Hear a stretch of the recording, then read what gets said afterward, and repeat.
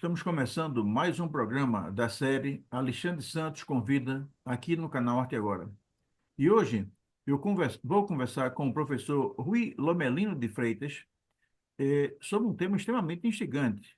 Nós vamos conversar sobre um curso intitulado Caminhos de Transformação nas Tradições Espirituais do Ocidente.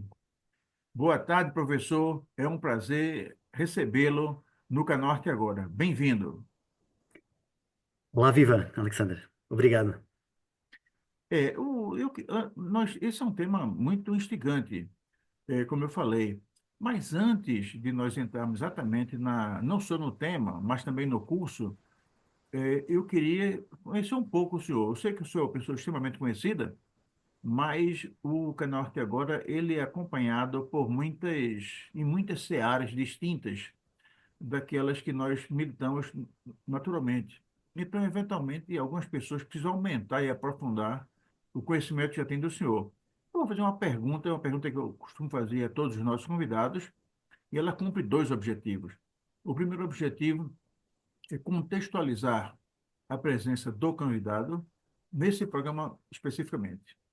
E o segundo objetivo é fazer o registro da passagem do convidado no canal Arte Agora, isso a gente faz com uma pergunta. Professor Rui Lomelino de Freitas. Quem é Rui Lomelino de Freitas?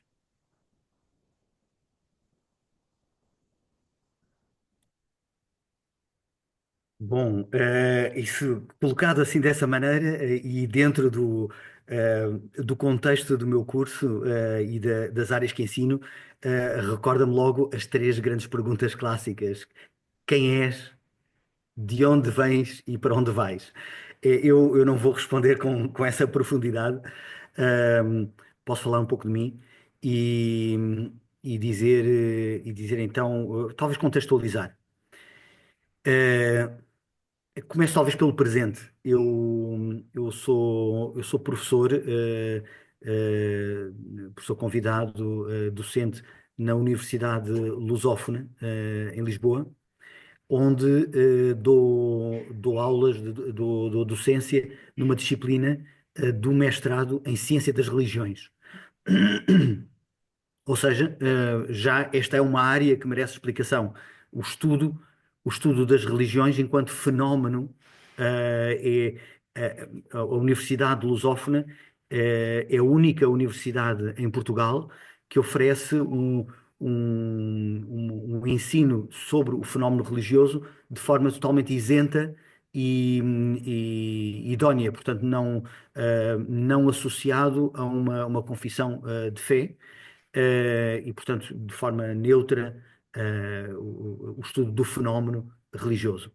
E dentro dessa área, eu ensino uma disciplina que se chama disciplina de esoterismo ocidental. Foi uma disciplina que foi. Eu sou diretor científico dessa disciplina e professor. E falarei um bocadinho também sobre isto. Portanto, as pessoas perguntam o quê? Ouvi bem, esoterismo na universidade, mas fazem esoterismo na universidade? Não, a disciplina não se aprende nessa disciplina a fazer esoterismo, mas estuda-se as ideias, um conjunto de ideias que, dentro do contexto de grandes tradições, como o neoplatonismo, o hermetismo, com os seus aspectos, a astrologia, a magia e principalmente a alquimia, e o cristianismo esotérico, o cristianismo gnóstico.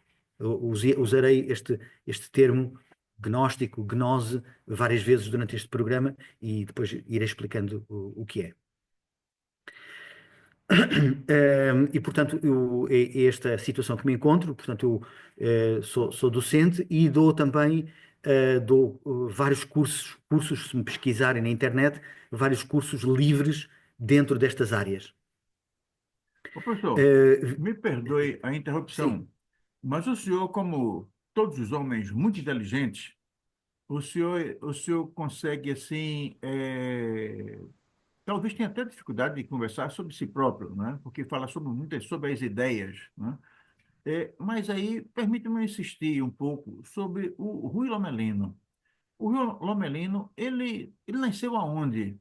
Ele viveu aonde? Ele foi uma criança levada, traquina, brincalhona, circunspecta. Ele jogava futebol com os colegas, ele estudou aonde? O que foi que levou ele a estudar um tema, uma temática assim tão consistente? Eu queria conhecer um pouco mais do Rio Lomelino lá de trás, o Rio Lomelino ainda muito infante, antes da adolescência. Enfim, eu queria conhecer um pouco mais sobre ele. Muito bem. Não sei se será assim tão interessante, mas farei então o possível. Então, eu nasci em África, em Moçambique, em 1971, poucos anos antes da independência, de Moçambique. Os meus pais eram portugueses e viviam, em Moçambique, colónia. Um, e, portanto, eu vivi lá, estive no tempo da independência, e depois os meus pais acabaram por decidir, regressar a Portugal e eu vim para Portugal. Portanto, estava habituado a um clima quente, mais parecido com o Brasil, portanto, as minhas primeiras memórias de infância são de África, e depois em Portugal, enfim, que conheci como uma terra um pouco mais fria, enfim, cheguei a Portugal no inverno. Portanto, foi logo o contacto com o tempo chuvoso.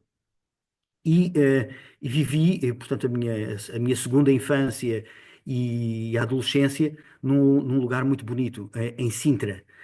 Sintra é entre o mar, o Atlântico e Lisboa, uma serra, eh, e, portanto, enfim, na minha juventude eu percorria, acampava muito, ahm, na Serra de Sintra, enfim, na floresta, e, portanto, tinha um contacto muito íntimo com a natureza. Enfim, nada, não sei se alguma destas coisas biográficas explica, enfim, não, penso que seria especulativo e forçado dizer que aqui ou ali, certas circunstâncias terão me vinculado a um certo interesse. Mas a verdade é que desde a juventude tinha um profundo interesse, enfim, na reflexão, no pensamento, no pensar o porquê das coisas e que me levou até durante um tempo a interessar-me por filosofia. Na minha adolescência lia os livros de filosofia e, acabei por, muitos anos mais tarde, seguir filosofia, precisamente. Portanto, a minha formação académica, a primeira formação académica foi em filosofia. Eu hesitava, porque eu achava, eu gostava de ler os autores, mas o ensino académico desapontava-me, porque me parecia muito externo, que entrava um pouco na realidade da vida. Para mim, quando eu lia Platão, não estava a debater, a discutir ideias abstratamente, mas as ideias que eu lia vinculavam-me à vida. O que eu estava era, enfim, enquanto jovem, o que me interessava era viver. Portanto, portanto, os autores que eu lia correspondiam, havia uma sincronicidade, se me posso expressar assim, eh, uma coincidência entre o que eu estava a viver na minha vida, que era estimulado pela leitura dos autores, portanto, havia esta coincidência entre o que eu estava a viver e o que lia nos autores, e ao mesmo tempo o que lia nos autores estimulava-me a viver. Portanto, quando li Platão, correspondeu a uma determinada fase de grande eh, anseio pelo transcendente. Quando li Nietzsche, correspondeu a uma outra fase na minha vida de me atirar à vida e de viver todas as coisas. Quando, numa semana em que li Schopenhauer, andava deprimidíssimo. Portanto, os autores tocavam, eu deixava-me sempre premiar profundamente pelos autores. E sempre foi esta a minha maneira de ler e viver as coisas. Então, durante algum tempo hesitei em seguir uma carreira académica. Trabalhei profissionalmente como jornalista, trabalhei também no mundo editorial, mas a verdade é que estas temáticas parecia que vinham sempre ter comigo. Eh, Lembro-me, por exemplo, numa editora com que colaborei, onde me convidaram ehm, a pertencer à equipa de tradução e de edição da primeira edição dos textos de Nag Hammadi em Portugal. Portanto, os textos ehm, do do cristianismo interior, do cristianismo esotérico, gnóstico, que evangelhos, epístolas que existiam, que estavam, eram do conhecimento da cristandade até ao século IV, e que foram perseguidos até desaparecerem e quando chegámos ao início do século XX, só conhecíamos os nomes desses textos e em 1945 foram descobertos em Nag Hammadi, no deserto, no Egito, ehm, e foram sendo publicados. Ora, alguns autores, como o espanhol António Pinheiro, traduziram do copta para espanhol e a primeira edição em Portugal foi uma tradução do espanhol do António Pinheiro para português com aparato científico. E eu tive a honra e o prazer de colaborar nesta edição. E, portanto, o que me marcou profundamente eh, em termos de conhecimento e dos textos, destes textos do cristianismo primitivo. Ora, o hermetismo sempre foi uma área também desde a juventude, portanto, inspirava-me certos textos da tradição ocidental, não só da tradição ocidental, mas também da tradição oriental, como o Tao Te Ching, o, ehm, o Bhagavad Gita, que eram textos Bhagavad Gita, da tradição hindu, o Tao Te Ching da tradição taoísta chinesa, que, que eu, enfim, tinha uma vida normal aos 18 anos, namorava, saía à noite, mas eh, lia estes textos e alimentava as minhas reflexões existenciais destes textos e considerava importante. Tão importante que em determinado momento da minha vida tinha recebido uma pequena herança e abri uma livraria especializada precisamente em, em textos do esoterismo, da gnose ocidental. A livraria em Sintra chamava-se Chá no Deserto. E além da livraria, tinha um espaço multiusos onde todas as sextas-feiras se organizava tertúlias, lançamentos de livros, exposições de arte. Enfim, foram anos muito, muito divertidos. Enfim, uma livraria destas que vendia os, as melhores traduções em inglês, em francês, em espanhol, ehm, editadas em todo o mundo, portanto, aquilo que ia sendo editado, dos próprios textos originais, desde a antiguidade, passando pelo Renascimento, Idade Média, Renascimento, Contemporaneidade, podia-se encontrar à venda nessa livraria. Portanto, além de me ter divertido Professor, muito, sim, deixa sim. eu tirar uma curiosidade. Sintra, me parece, então, que acolhe muitos empreendimentos com pensamento dessa natureza. Eu me recordo que um dos correspondentes da nossa organização, a Câmara Brasileira de Desenvolvimento Cultural, é um pessoal que se reúne sobre a Casa do Fauno, que fica em Sintra. O senhor tem alguma ligação com o pessoal? Eu tenho muita admiração, o pessoal que tem uma atuação muito intensa lá.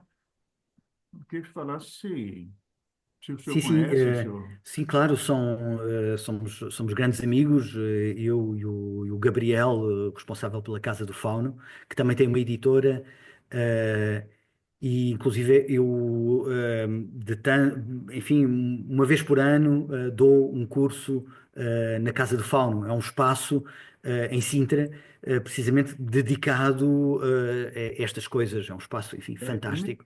segundo eu me recordo, eu acho que a editora é Zéfiro. Zéfiro, Zéfiro, Zéfiro. exatamente. Sim. E, e também, muito ligado a estas tradições, o templarismo, o neotemplarismo, o druidismo, o rosacrucianismo, que é, enfim, é também um dos meus grandes interesses. Eu, eu fui responsável também pela tradução e edição dos manifestos Rosacruzes. É um livro que editei pela editora Alma dos Livros. Precisamente os manifestos Rosacruzes, os textos, os primeiros textos que aparecem na história da humanidade com a designação Rosa Cruz e relativos à tradição espiritual Rosa Cruz. Um, portanto, estes eventos, têm sido, e de facto diz-se que Sintra, tem esta aura, de mistério. É um lugar muito bonito, com, é um lugar de património cultural, está classificado como área, património cultural da humanidade. Portanto, associa o património natural a património edificado, nas brumas, no nevoeiro, que caracteriza frequentemente a Serra de Sintra, que lhe dá uma certa auréola mística.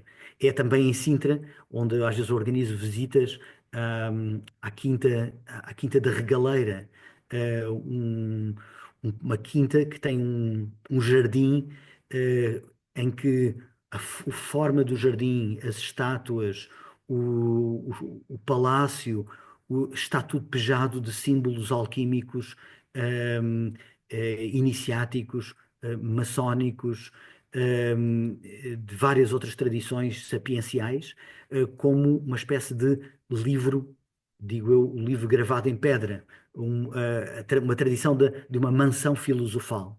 Que havia na Europa, é um pouco sobretudo no romantismo, final do Renascimento e Romantismo, certas construções pela Europa, jardins e, e palácios, com os seus labirintos, que eram designados como mansões filosofais, porque havia uma intencionalidade de, na construção, na estrutura, ter uma mensagem, iniciática, uma mensagem, espiritual.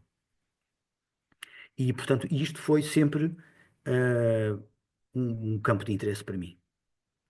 Eh, e em determinado momento da minha vida, portanto, acabei por, enfim, fui fazendo a minha carreira académica e fui convidado para, dar aulas na Universidade Lusófona, onde, Então, quer dizer, estabeleci. quando o senhor estava cumprindo uma carreira no jornalismo, abriu uma editora, um ambiente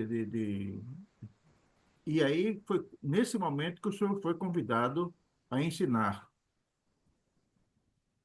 a entrar para a cadeira Não, docente, para a carreira o percurso docente. não foi exatamente esta ordem. Enfim, trabalhei como jornalista, passei uma fase de empreendedorismo com a minha livraria, trabalhei numa editora, que não era minha, era da Ésquilo. Na altura, o Paulo Loução, que é uma pessoa em Portugal também, muito, vinculada a estas pesquisas, no âmbito da teosofia e das tradições, herméticas e gregas, helénicas. Um, Era o responsável, era o diretor da Ésquilo, e eu, era colaborador. Fui durante uns anos colaborador nessa editora, e foi nesse âmbito que, que organizei que colaborei na organização e da edição dos textos de Nag Hammadi. Eh, no ano em que eu fui convidado a dar aulas na Lusófona, nesse ano eu trabalhava numa outra universidade, no seu gabinete de comunicação dessa universidade, que era o ISCTE. O ISCTE é um instituto universitário de Lisboa. Um, e eu trabalhava aí no âmbito de comunicação e fazia uma pesquisa sobre o, as fontes diretas sobre a tradição hermética. A tradição hermética, quando dizemos a palavra hermético, pensamos sempre em coisa fechada, não é? Mas o sentido original não é esse. Era a tradição de um sapiencial, de uma personagem que na antiguidade foi chamada de Hermes Trismegistos. O nome era um nome grego de uma personagem alegadamente teria existido no Egito, no Antigo Egito, e que vertia toda a tradição de sabedoria do Egito para o grego. Como disse, é uma área que sempre me interessou, o hermetismo, e eu, nessa altura, liderei uma pesquisa no Arquivo Nacional da Torre do Tombo. O Arquivo Nacional da Torre do Tombo é um arquivo fascinante, porque tem documentos oficiais de quase 1000 anos de história. E então aí fiz uma pesquisa sobre textos relacionados com a tradição hermética e com a tradição Rosa Cruz. Documentos, por exemplo, da Inquisição, que perseguiu hereges que preconizavam certas ideias eh, herméticas, ou numa época de maior tolerância, há uma autorização do rei de Portugal a uma determinada pessoa exercer a profissão de alquimista, o que é uma coisa. Termos um documento destes à nossa frente causa uma impressão muito curiosa, porque nós estamos habituados, por mais que saibamos que existiram alquimistas, estamos habituados a relacionar isso com o mundo da ficção. Harry Potter, e outros ambientes. E temos um documento oficial, portanto, sério, onde a personagem real autoriza determinada pessoa a ser alquimista. Percebemos que, de facto, houve uma época há não muito tempo, 400, 500 anos, que, cujo contexto do pensamento, o mainstream do pensamento ocidental, era bastante diferente do que nós hoje pensamos.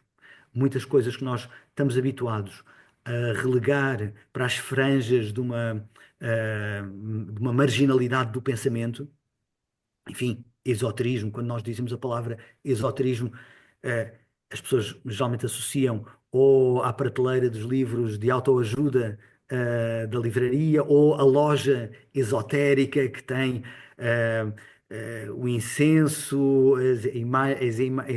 várias imagens, enfim, uma grande mistura de coisas, e não estamos habituados a pensar, enfim, em história, que foi mainstream do pensamento ocidental. Então, essa pesquisa terminou numa exposição que esteve patente ao público durante uns meses, que se chamava Hermetismo e Rosa Cruz. Não, desculpem, chamava-se Sabedoria do Silêncio. Hermetismo e Rosa Cruz no pensamento humanista ocidental. E que gerou também um livro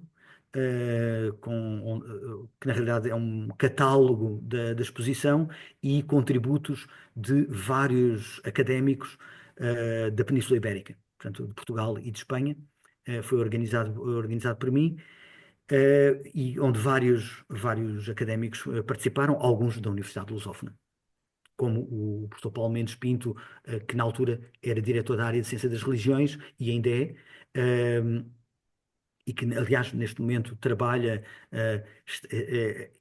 dos dois lados do Atlântico, entre Portugal e o Brasil, porque está a dirigir a Universidade Lusófona do Brasil, e que me convidou a aproximar-me do trabalho de investigação na Universidade Lusófona na área de Ciência das Religiões e depois, a dar alguns cursos livres eh, no, no âmbito da Ciência das Religiões e que, enfim, cativaram o interesse dos investigadores, porque é uma área onde que desperta interesse, mas que em Portugal, aliás, como no Brasil, não havia uma grande tradição de estudo sério, rigoroso e isento.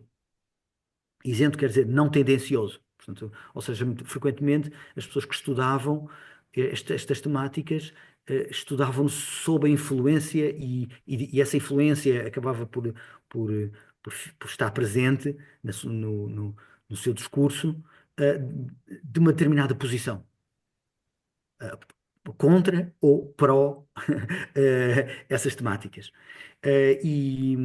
Portanto, são temáticas que requerem, pelo menos no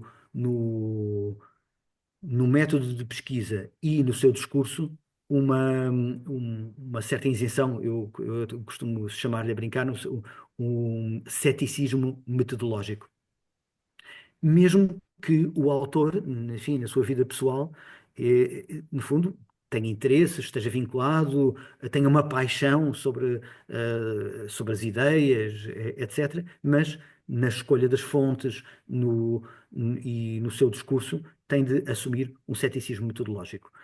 Pode parecer assim à primeira um pouco esquizofrénico, mas na realidade trata-se de encontrar ferramentas que deem corpo a uma profunda honestidade intelectual. Portanto, estamos num contexto da história.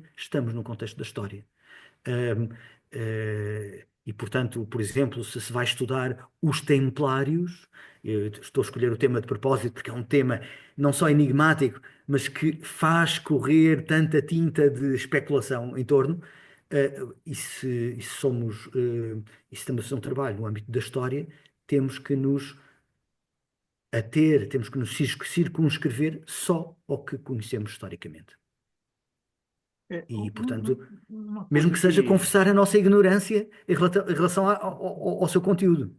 pois é, a rigor, isso que o senhor chama de ignorância, na realidade é porque nós estamos tratando, né, o senhor está tratando de um tema que não está ao alcance da maior parte das pessoas. E esta ignorância, e eu vou usar o termo que o senhor usou, desperta muita curiosidade. E a curiosidade, as pessoas querem saber exatamente sobre aquilo, sobre as coisas que elas não conhecem. E eu queria saber se vamos dizer assim, se essa ignorância faz parte do, do, do encanto dessa área do conhecimento tão específica. O que é que desperta nas pessoas o interesse de conhecer e conhecer muito sobre essa área sobre as quais elas não conhecem nada, ou seja, são ignorantes, por enquanto, né? Até conversar com o senhor.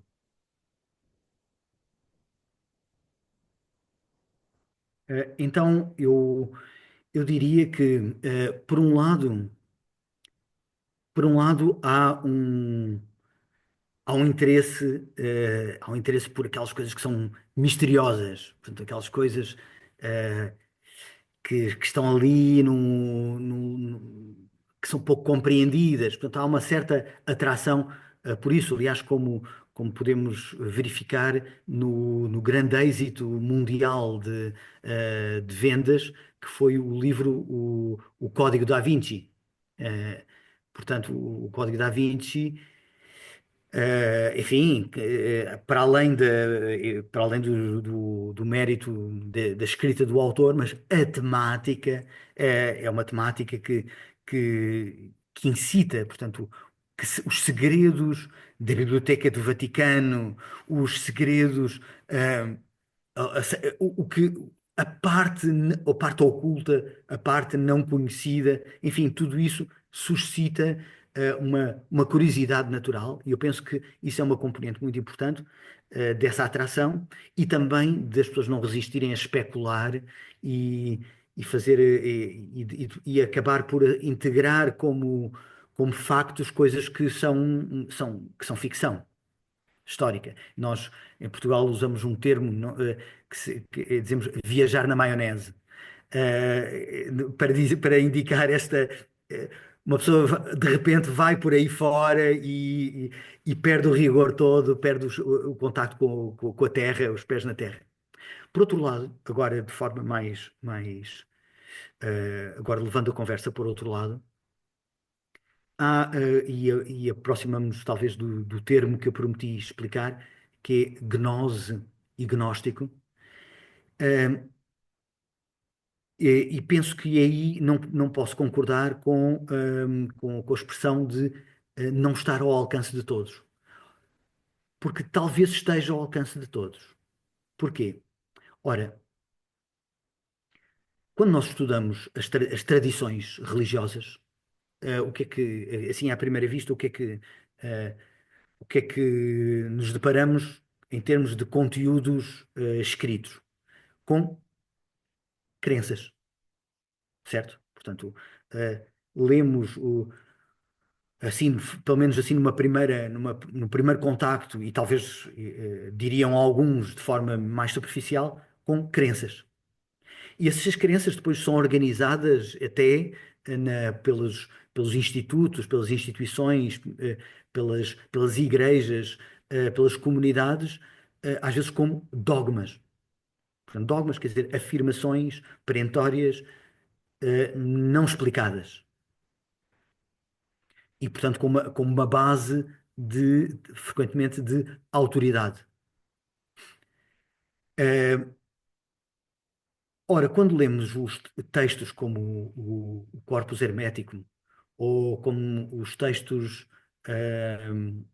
de Nag Hammadi, para dar exemplos do Ocidente, porque encontramos também outros no Oriente, ou até textos como os Evangelhos canónicos, portanto, os da Bíblia conhecida, mas lidos com uma certa chave de leitura, uma certa chave interpretativa, hum, percebemos que, quer dizer, alegadamente, os autores estão testemunham de uma experiência.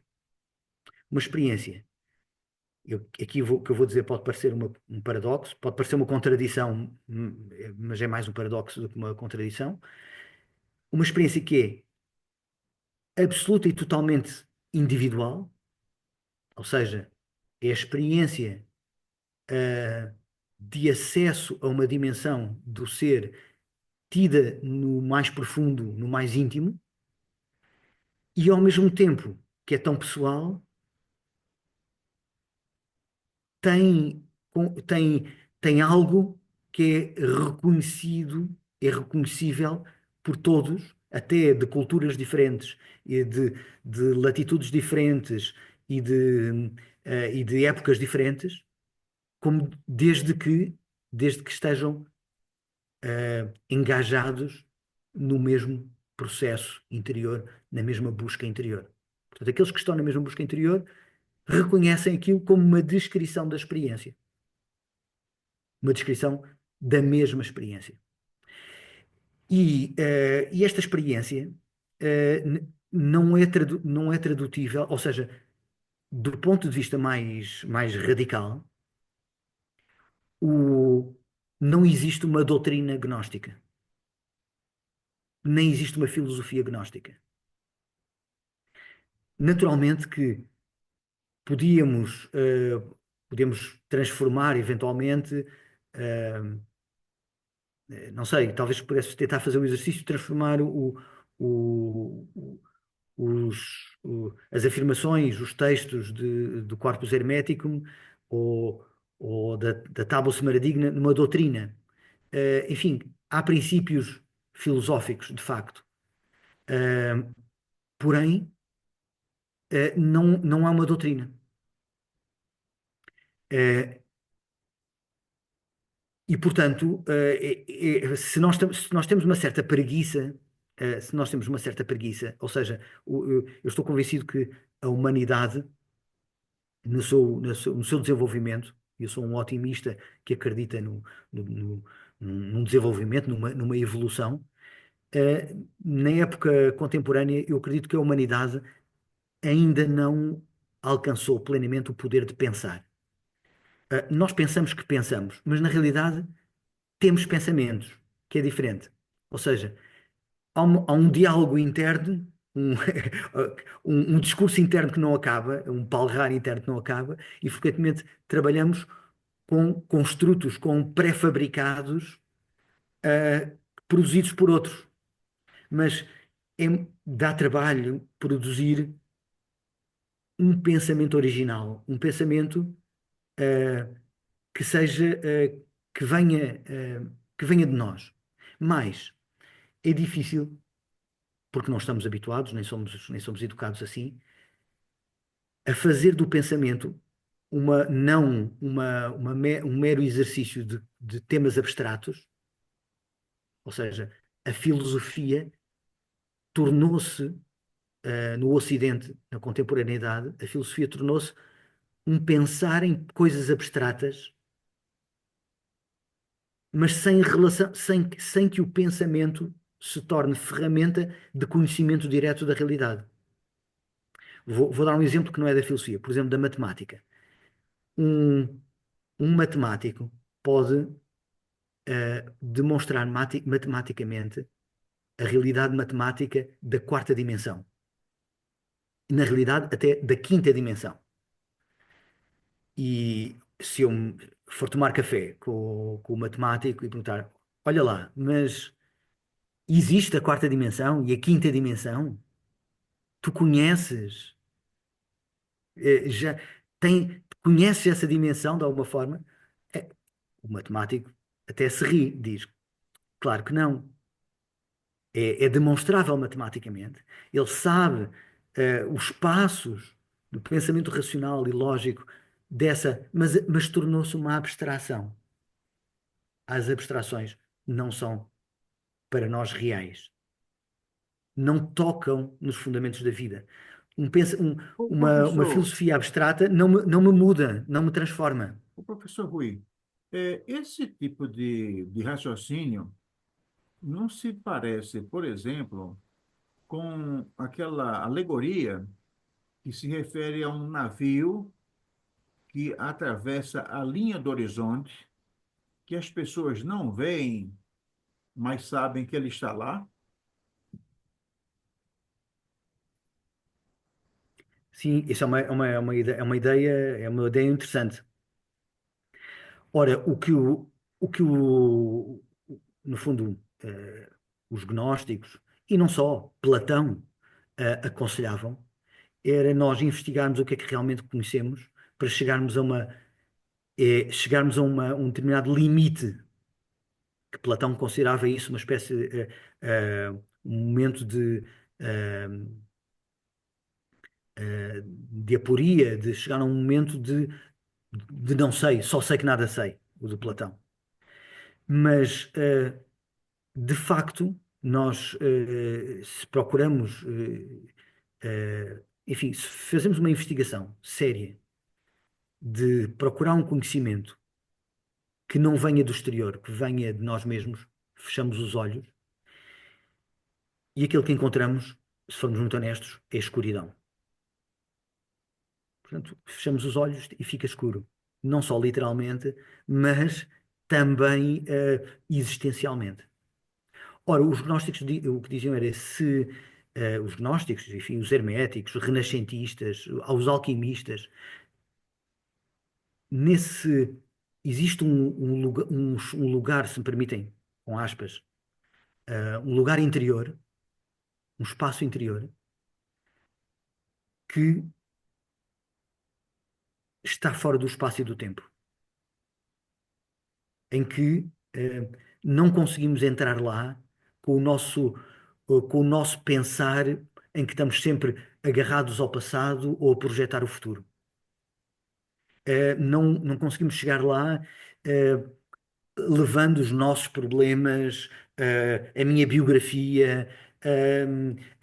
os meus, as minhas falhas e as minhas virtudes, os meus dons, as minhas faculdades, as minhas capacidades, as minhas fraquezas. Não, tudo isso, não entra nesse espaço interior. E nesse espaço interior, hum, que alegoricamente, em muitas tradições, foi comparado a um templo, ao espaço de templo, ou, ou o lugar mais central do templo, o, numa certa tradição inspirada na tradição judaica, o Sanctum Sanctorum, o Santo dos Santos, que era o lugar mais, o núcleo do templo, onde na tradição dizia-se que aí estava Deus em pessoa, o Deus, não o Deus antropomórfico, não um Deus, o velho das barbas, mas a substância divina, encontrava-se aí, dizia esta tradição, e de alguma forma isso está em várias alegorias, por exemplo, na tradição maçónica, ehm, a ideia do templo, o espaço do templo que se procura, que se entra como que de olhos vendados, à procura da luz. E quando mas encontramos no fundo a descrição de várias maneiras, com várias alegorias, com imagens diferentes, mas que correspondem sempre a a entrada no espaço mais profundo, no interior do interior, e nesse lugar fora do espaço e do tempo, eh, o buscador encontra a própria vida, a própria fonte da vida, encontra algo que só pode ser descrito como o jogo de vida, o impulso, a força existencial ela própria, que nunca parou de jogar, nunca parou de brotar e que na realidade impulsionou-nos sempre a viver e a conduzirmos a vida para o que quer que fosse. E essa coisa, é que muitos, em tradições gnósticas que têm um discurso mais religioso, designaram como Deus, uns designaram como Deus, outros de outras maneiras, mas que no fundo é pura força no interior e universal, individual e cósmica. Nessa força não há separatividade, não há eu e vocês, é uma força que impulsiona e ao mesmo tempo é um campo de possibilidades infinito e que eh, pode ser experienciado também se nos relacionarmos de uma forma mais atenta, eh, como luz. Não apenas como força, não como uma fonte que jorra e impulsiona para a vida, mas como luz, no sentido de que essa, esse interior do interior passa a ter o seu foco não só no coração, mas também na cabeça. E na cabeça é luz, é esclarecimento, é um, uma, um insight, eh, ou, se quisermos um termo mais clássico da tradição religiosa, é revelação. Revelação direta. O E, professor, sim, não, eu acredito que está explicado a razão do discurso que o senhor ministra despertarem tanta atenção e tanto interesse nas pessoas. E agora o senhor nos apresenta um novo curso. Esse curso, ele tem, eu vou me permitir ler, Caminhos de Transformações nas Tradições Espirituais do Ocidente. É um título extremamente expressivo. Eu diria que é um título que, por si só, ele já desperta a atenção e o interesse das pessoas. E aí eu queria que o senhor nos falasse um pouco sobre este curso especificamente. A começar pelo título. Me parece que o título já diz muito sobre o curso. mas eu queria que o senhor nos explicasse um pouco sobre o curso, a começar pelo título do curso. Sim. Então, eu tenho que dar uma explicação prévia, porque este curso explica-se, a sua existência, o seu aparecimento, explica-se pela existência de um outro curso que, eh, que eu tenho dado todos os anos, repetidamente, nos últimos 7 anos. E foi 7 anos, quero dizer, porque calhou, não por ser um número místico, mas, enfim, de facto, foi o que foi. Ehm, enfim, eu dou vários cursos temáticos sobre a alquimia, sobre a alquimia Rosa Cruz, sobre os manifestos Rosa Cruzes, sobre, no âmbito mesmo académico, uma pós-graduação em estudos maçónicos, portanto, sobre a tradição maçónica, sobre o cristianismo gnóstico,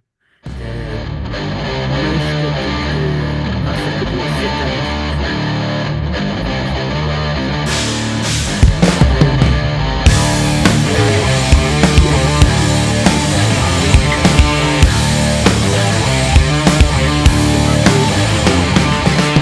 I've got something to say, but words not coming my way. And when it finally put me, you do not appreciate. um histórico dos movimentos gnósticos e esotéricos, da antiguidade até à contemporaneidade, as fontes escritas, eh, portanto, a história, as personagens, as pessoas envolvidas e as fontes escritas. Portanto, quando falamos da alquimia, onde é que estão os textos alquímicos? O que é que eles dizem? Muito bem.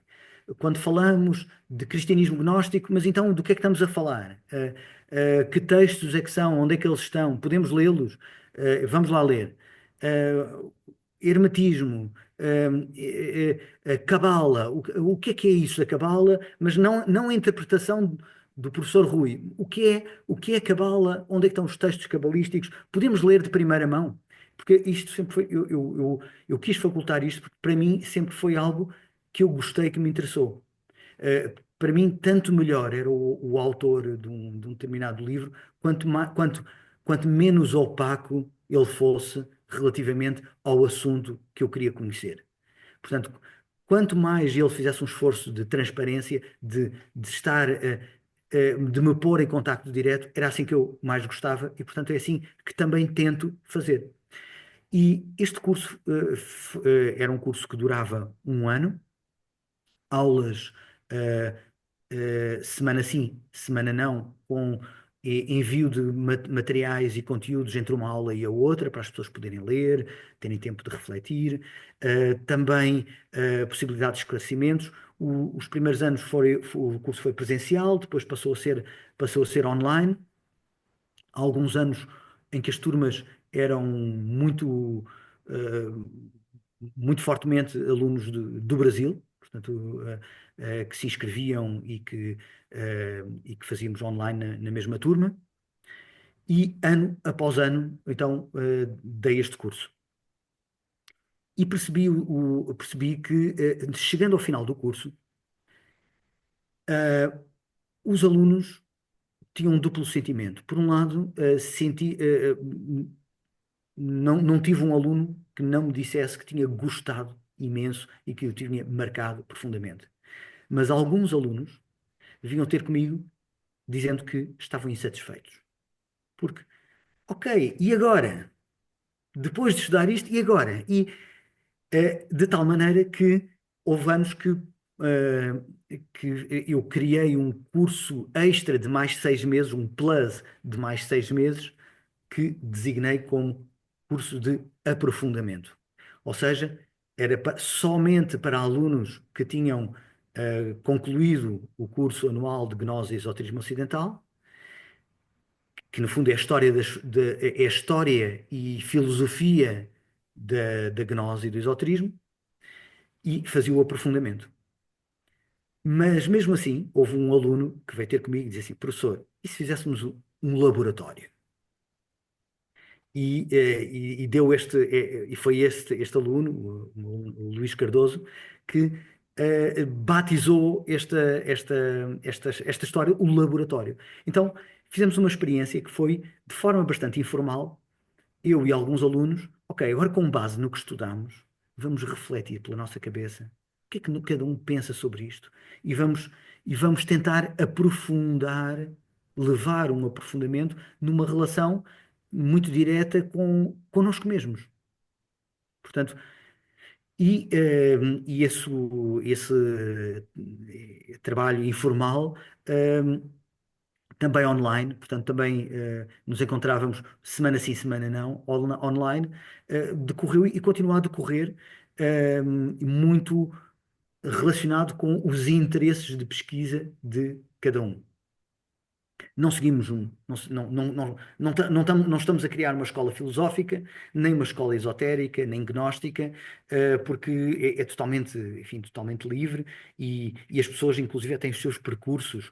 Uns são agnósticos, outros têm percursos vinculados, eles próprios, a certas tradições, ou teosóficos, ou antroposóficos, ou rosacruzes, maçónicos, enfim, as mais variadas correntes, e continuam, né, portanto, sentem nisto uma, um apoio eh, e na sua própria pesquisa, na sua própria busca existencial. No fundo, a descobrir, diria eu, não sei se eles concordariam comigo, quando assistirem a esta entrevista poderão dizer se concordam ou não. No fundo, há as três perguntas que aludimos no início desta entrevista. Quem sou eu? De onde venho? E para onde devo dirigir o curso das minhas ações? E então fui maturando nestes anos que realmente naquelas fontes onde conseguimos encontrar sistemas de iniciação, sistemas iniciáticos, ou seja, métodos que ajudam, que propiciam uma pessoa a realizar a sua própria vida, não é inventar uma outra vida, a sua própria vida, a partir de uma certa atitude, de uma espontânea atitude de vida, mas extremamente aberta e ao mesmo tempo super atenta, de maneira a conduzir essa vida a uma plenitude de experiência, a uma vida de plenitude de realização. E que, efetivamente, apesar de haver uma linguagem universal, queremos dizer que certos conteúdos são sempre os mesmos, na tradição egípcia, na tradição cristã, na tradição renascentista, mas que os sistemas iniciáticos efetivamente mudam, têm abordagens diferentes e, e trabalham às vezes com circunstâncias diferentes. Portanto, promovem certos métodos a aplicar em momentos existenciais que são um pouco diferentes, que, do meu ponto de vista, têm algo ainda a dizer, desde que corretamente compreendidos e interpretados de forma crítica, não pode ser de forma acrítica, tem algo a dizer às mulheres e aos homens do século XXI.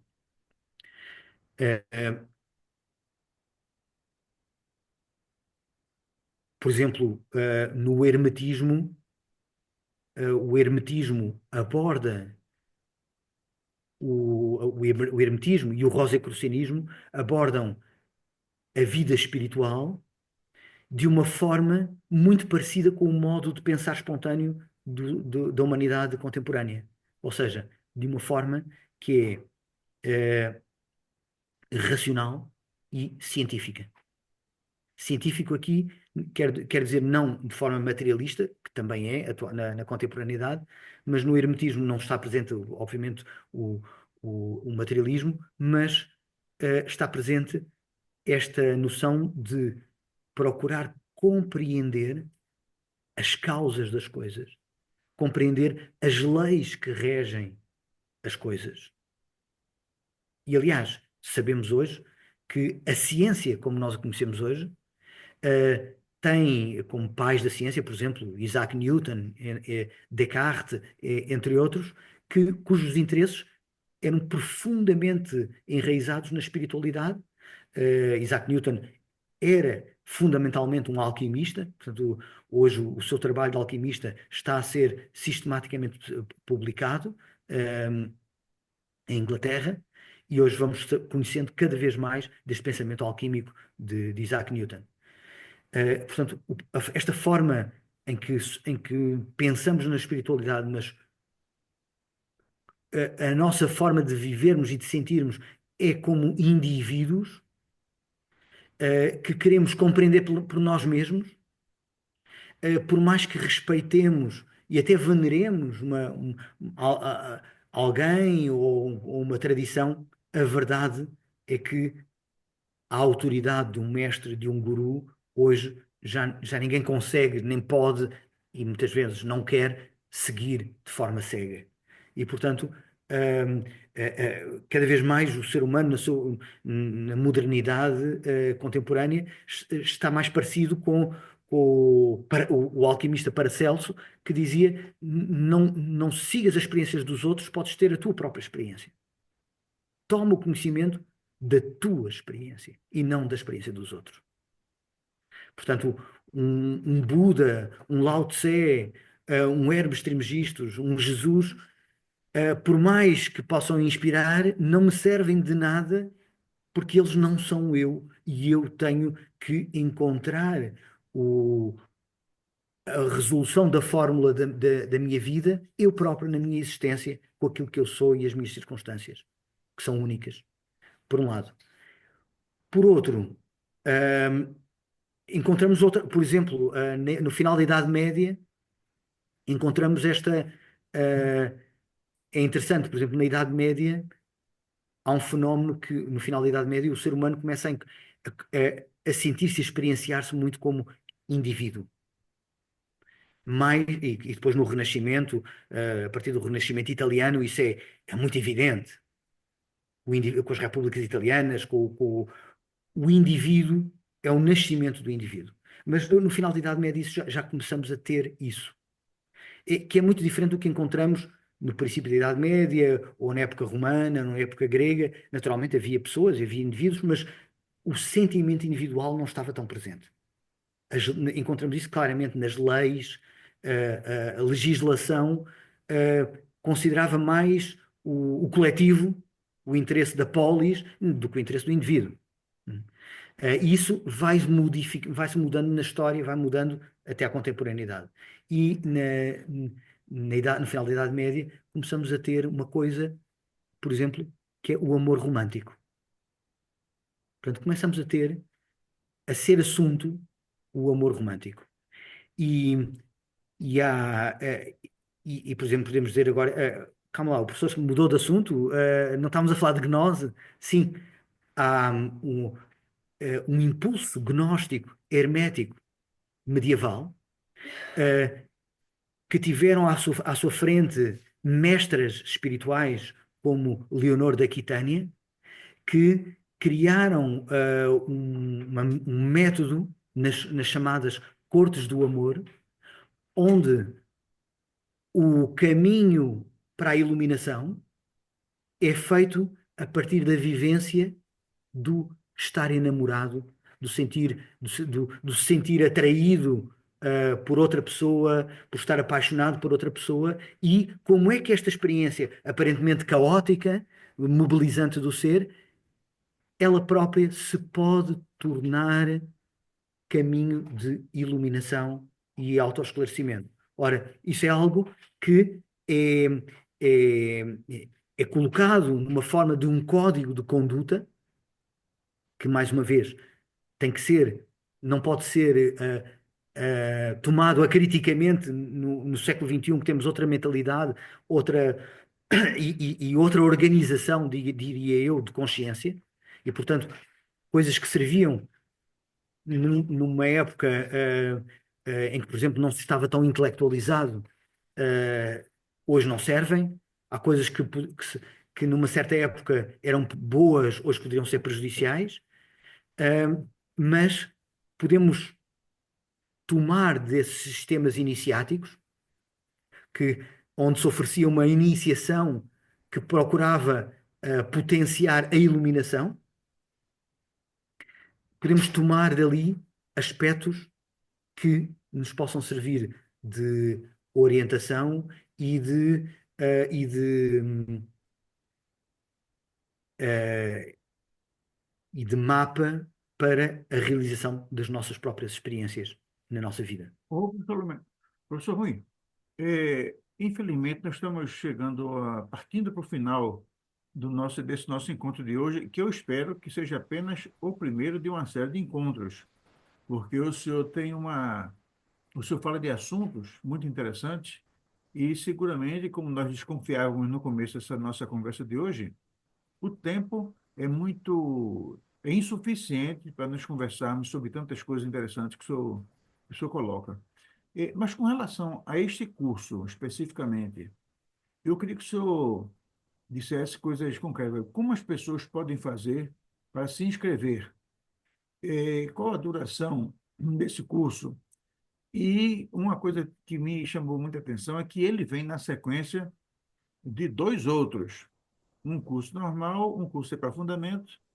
E a minha pergunta é se ele também vai dar ensejo a mais um aprofundamento dele próprio. Eu preciso falar sobre essas coisas objetivas. Porque tem muita gente que vai nos assistir e vai querer se inscrever. Então, por exemplo, se existe algum pré-requisito, se existem coisas dessa natureza.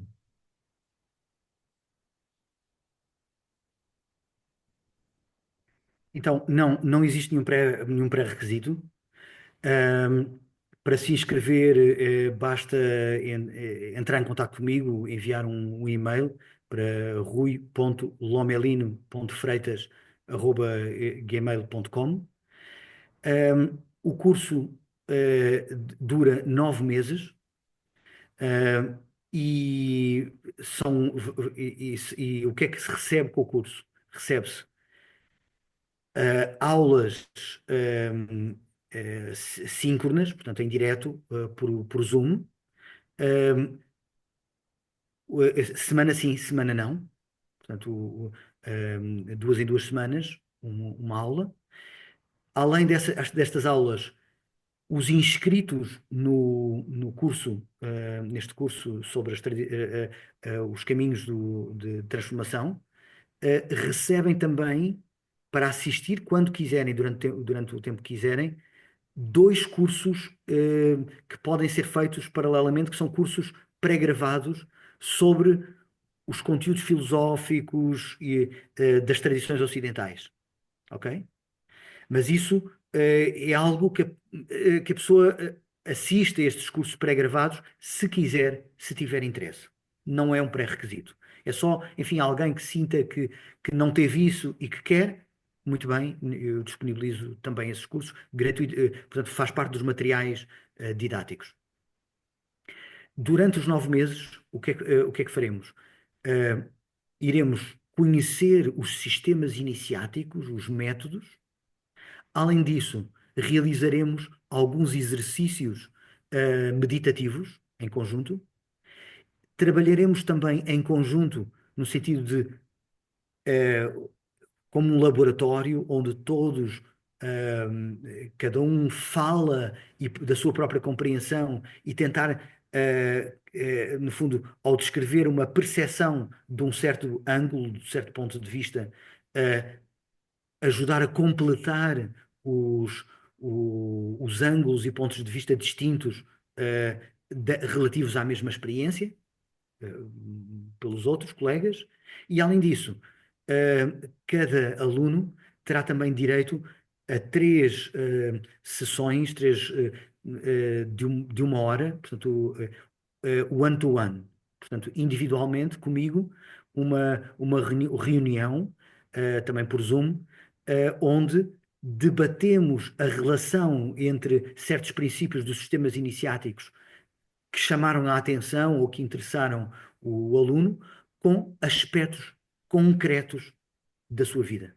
Portanto, para trabalhar aspectos concretos da sua vida que suscitam interesse, ou perplexidade, ou dificuldades, e que podem ser iluminados, podem ser esclarecidos com apoio de determinados princípios que estudamos nos tais sistemas iniciáticos.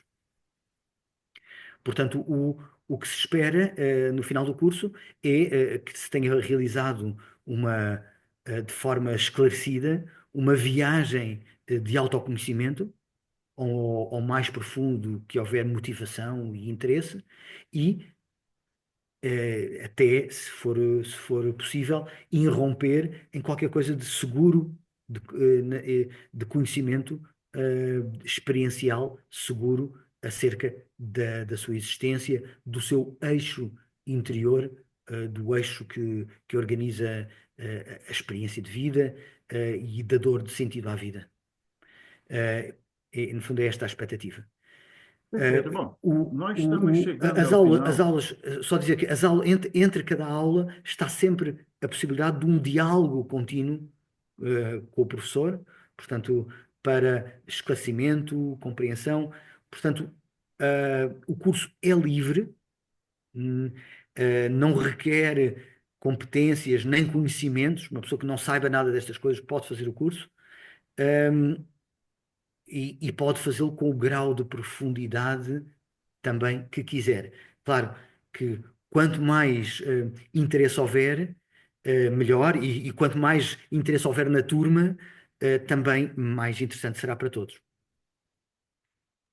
Bom, nós estamos chegando ao final dessa conversa maravilhosa com o professor Rui Lomelino de Freitas, que, entre outros assuntos, nos tornou mais claro alguns aspectos desse curso, Caminhos de Transformação nas Tradições Espirituais do Ocidente. As pessoas podem se inscrever nesse endereço que nós estamos mostrando aqui agora, e eu recomendo.